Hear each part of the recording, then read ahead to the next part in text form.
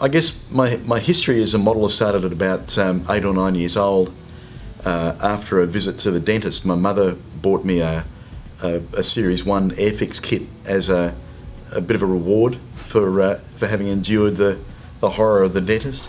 I can't ever quite remember exactly what it was. I think it might have been a Lysander, but it was definitely a Series 1 bagged Airfix kit. And once I built that first one, I was hooked.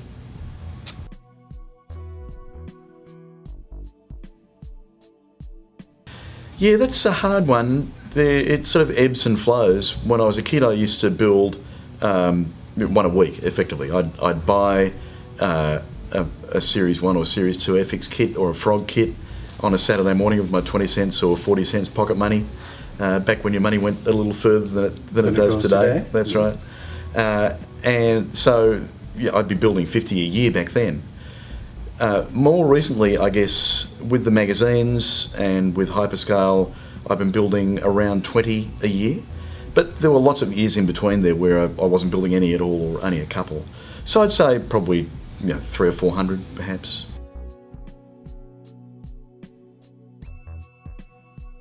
Yes, it's my stash and my shame, and a constant source of conflict with my wife as well. We have a double garage basically full of models.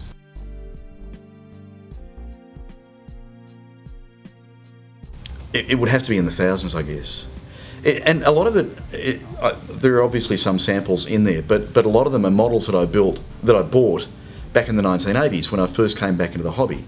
I don't know if you recall back then, but there weren't that many new releases, and there weren't even that many models on the shelves.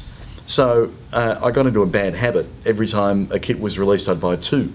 So I'd buy one to build and one to keep, because it was so difficult to actually find kits that had been released before. And even during the 1990s, when kits were a lot more common than they were before, I sort of kept up that bad habit. So I've got a garage full of duplicate kits, some still in shrink wrap. But what I'll be doing over the next couple of months is actually going through the collection, being pretty brutal, putting some cartons together to donate to local clubs.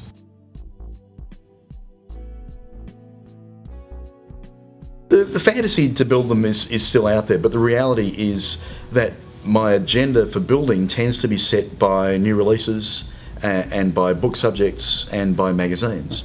So it's really handy to have a stack of old kits in the garage to be able to say, compare a new Tamiya Matilda with an old Tamiya Matilda. Actually finding the old Tamiya Matilda is another matter altogether. So I've sometimes found myself actually buying a kit that I know that I have, but it's just buried so deep in the collection that I can't find it.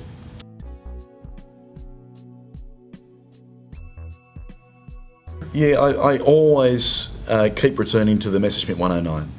So different scales, different variants, but there's so much variety available in colours and markings, in the actual variants themselves, from the Jumo engine, Spanish Civil War, ABCD units, to the late war Ks, right up to post-war variants flown by Spain and Israel and Czechoslovakia. So I can't resist the 109, I keep going back to it.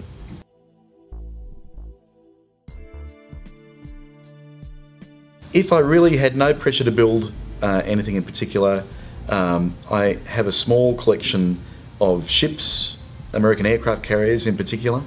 Love the camouflage, love the detail involved.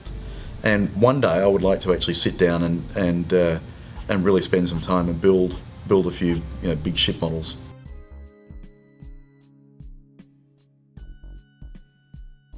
Yes, absolutely.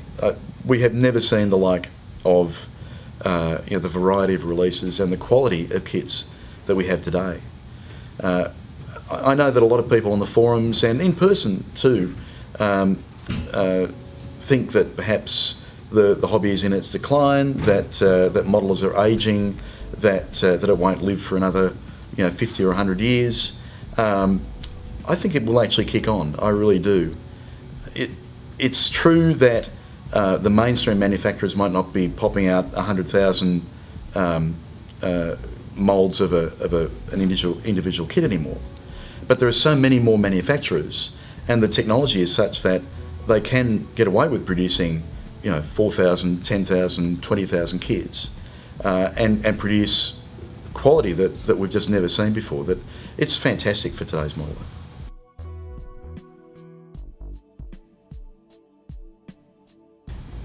During the 1990s, the mid-1990s, I was editor of the local IPMS New South Wales magazine, and I really enjoyed doing it, and I really liked the product, and we were sending the magazine out to a number of clubs and individuals around the world.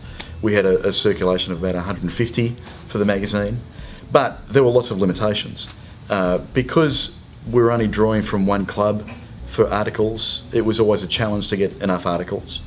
The presentation of the magazine itself could have been a lot better, because we were basically printing dot screen images in black and white and photocopying them on a copy machine. So there was a motivation really to have a higher quality of presentation. And at about the same time, I was actually building more armour models than I was aircraft models, and I was submitting articles to a website which still exists today called TrackLink. And I thought, wouldn't it be nice if there was something similar to TrackLink that featured aircraft models as well? Around that same time, I also had a bunch of research that I was doing on Messerschmitt Bf 109 in the Australian War Memorial. And I thought, well, if I put a website together for models, I could also have reference on there and put my research on the website as well. And that was really the main points of motivation for getting Hyperscale together.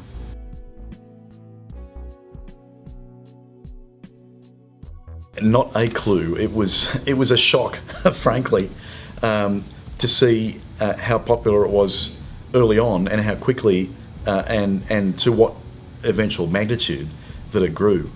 I initially promoted it on the old rec.models.scale yes. news group, and I was delighted to see that I was getting between 20 and 50 visitors a day in the first couple of weeks. But within weeks after that, it was growing to hundreds, and within a couple of months it was thousands of visitors a month, up to the point now where we've got coming through the main page of Hyperscale an average of around 20,000 unique IP addresses, so unique visitors effectively, every day. It's just incredible.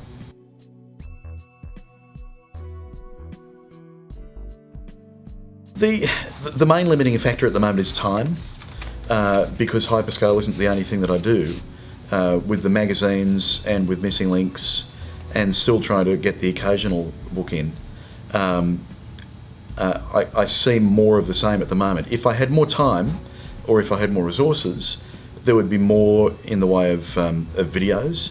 The comment that I get probably more frequently than any other from visitors when I meet them at shows is, when are you going to do another test to scale workshop tutorial video? So when are you actually going to sit down and talk about techniques again on the video? And I do regret not having more time to do that, and that's certainly a priority if I do manage to get more time to sit down and work on Hyperscale in more detail.